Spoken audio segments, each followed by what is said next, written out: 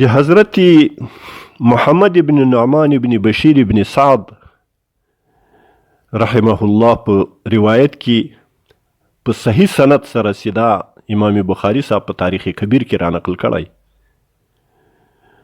وایي حضرت عمر فاروق رضی الله تعالی عنه په یو مجمع د انصار او مهاجرینو کې وویل چې که په ما کې د دین په باره کې مداهنت او کمزوري نقصان پیدا سي، ظلم را کې څوک وویني، بې عدالتي را کې څوک وویني، د تاسې معامله به څه وي؟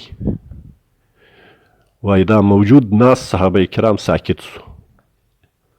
دوم ځل یې دا خبره مقرر کړه، دریم ځل یې دا خبره مقرر کړه.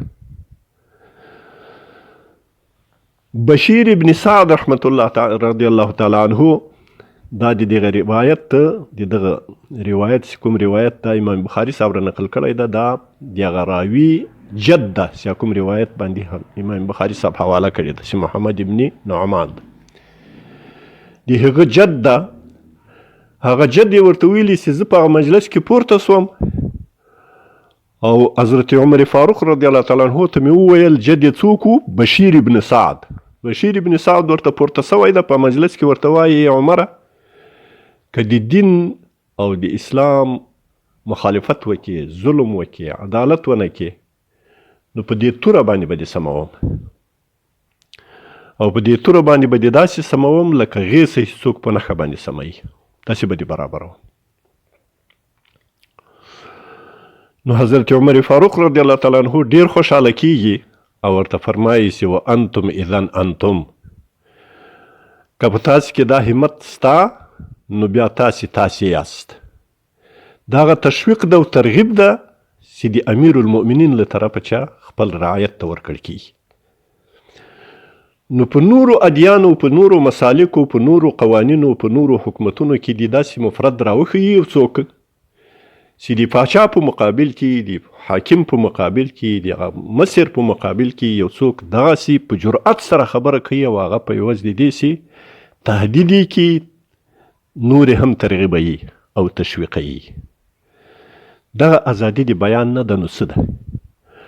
او که ازادي د بیان له دې چې څوک په رسول الله باندې تهمتونه لګوي، څوک په هغه باندې کاریکاتورونه جوړوي، څوک د قرآن توهین کوي، څوک له اسلامه چې د اسلام توهین کوي، څوک د اسلام په مقابل کې انتقادات کوي، اسلام غلط بولي، او هغو ته یو څوک هېڅ نه وایي، یا د دین له نصوصو، د دین له ضروریاتو د دینه چا ځینې احکامو باندې هغه انتقاد کوي، لکه حدود دي، زواجر دي، عقوبات دي، اسلام دي، په هغو باندې انتقاد کوي چې دا د ظلم قانون ده، دا ناروا قانون ده، دا د زیاتي قانون ده، دا د انسان حق کې تلف سوی، داسې انتقاد کوي او هغو ته څوک خاموش پاته کیږي. دا د الله د دین مخالفت ده او د دین بغاوت ده. دا بیا ځان ته خبره ده.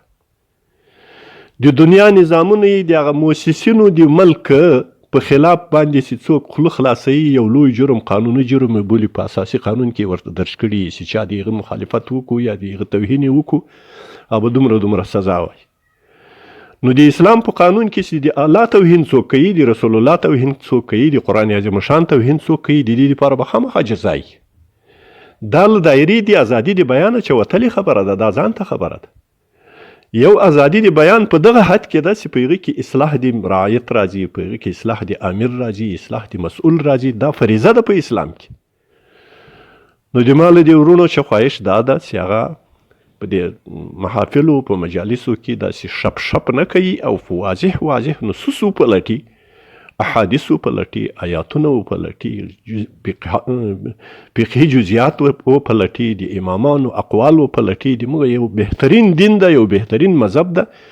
د هغو لورو یې په یو حکمت سره د هغو تقاضا وکړي. ما د یو عالمه چې واورېدل د ښځې د حقوقو په باره کې ویل، نو مخته یې دغه آیات را مخته کاوه چې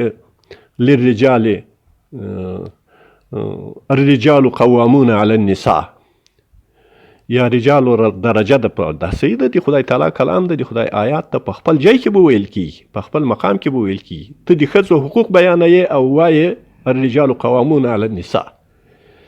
دا یو حماقت ده، یو بیاکلتوب ده، او د دین تحلیل، د دین دعوت، د دین تبلیغ دا په یو حکمت باندې کیږي، د حکمت په تقاضا باندې کیږي. الله تبارک وتعالی فرمایي چې ادعو الى سبیل ربک بالحکمه والموعظة الحسنة وجادلهم بالتي هي احسن.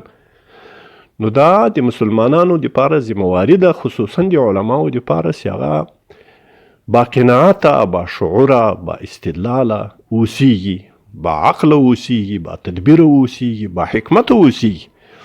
اقول قولي هذا استغفر الله لي ولكم ولجميع المؤمنين والمؤمنات.